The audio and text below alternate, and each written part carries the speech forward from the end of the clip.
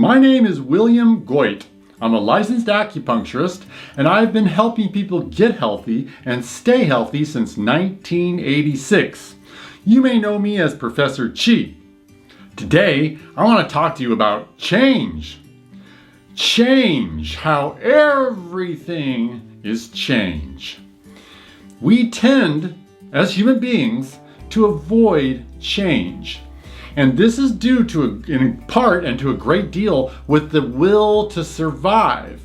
Because our reptilian mind, or the part of our mind that rules survival, says, it worked yesterday, so it'll probably work today, so let's not change things.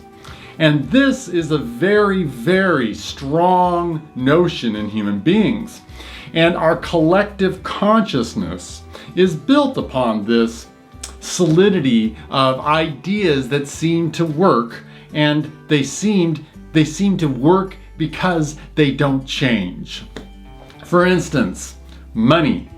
Money is the stable concept of how we go to work and put our energy into doing something, and in exchange we get a little rectangle of paper that we call money.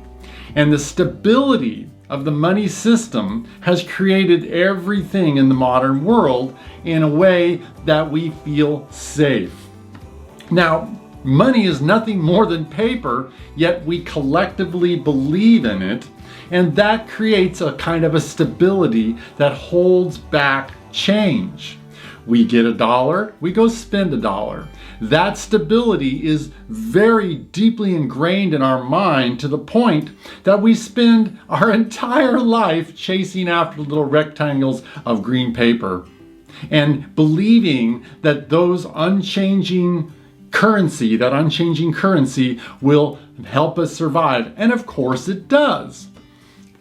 Now, I'm not here to talk about, economics, because I don't know that much about economics, but I do know that reality is about change. Reality is changing continually. What we call reality is the force of our attention through the 5 senses, and the waves of energy that are continually changing, that are everywhere in the universe. We pick up on them, and we decide what is real, and it becomes particles of energy. And these particles become solid in a way that we can perceive it. Now, to think that our perception is all there is the height of human arrogance, and we all are there. But the way we see the world is very different than the way a wasp sees the world. A wasp sees things in infrared. It sees a very different world. It's picking up an entirely different spectrum of light, and its version of reality is very different than our version of reality. A dog's version of reality is very different than our version because it's depending on hearing. We don't depend on hearing much. We're very keyed in to what we see. So what we see visually has everything to do with making us feel safe. Making us feel safe in a way of holding back change and allowing some stability in what then we start to call that life. Our ability to adapt to change is what is evolution. That's how we become good at things. That's how we become wise. That's how we become successful, is our ability to adapt to change. And for instance, when we're very young, we adapt to change quickly. We learn so much in the first 3 years of life, and then we start to feel safe, and we start to slow down that adaptation. And we start to say, oh, this is how it is. This is what I'm comfortable with. I'm going to stop change. I'm going to get good at a certain game and a certain way of doing things. And if I continue to do it like that, everything will be okay. And it is okay. I'm not saying that that change is not, stopping change is not a bad thing, because I like stability as well.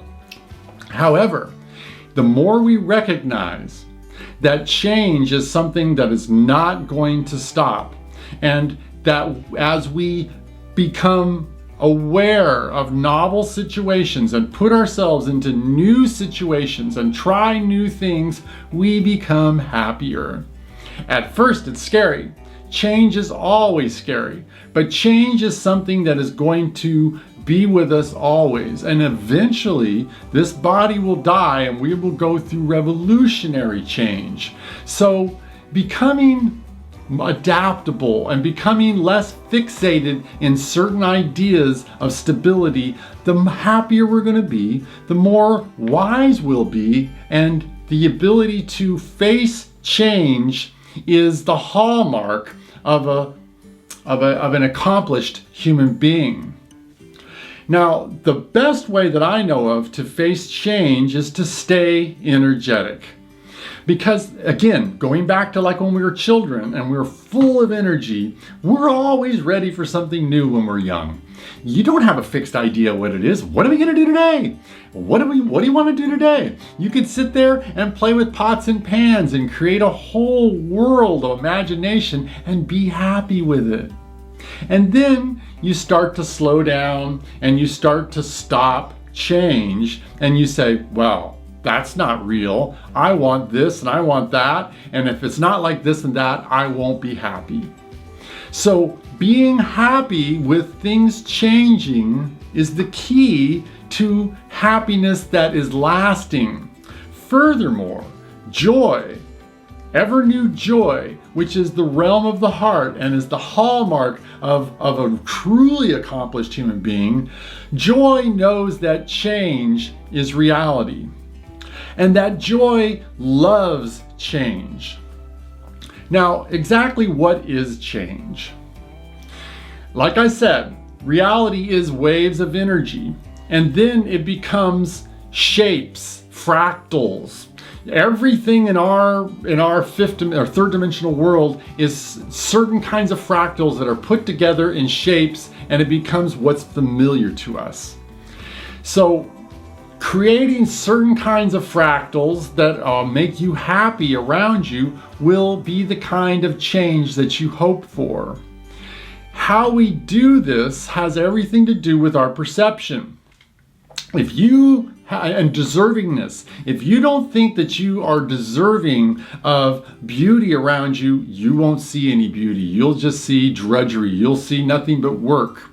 And the more that we have an open awareness that will appreciate change, then the happier you'll be. And again, the key is energy. Breathing deeply, developing a reservoir of energy so that you can adapt to change as it comes will be the key to happiness.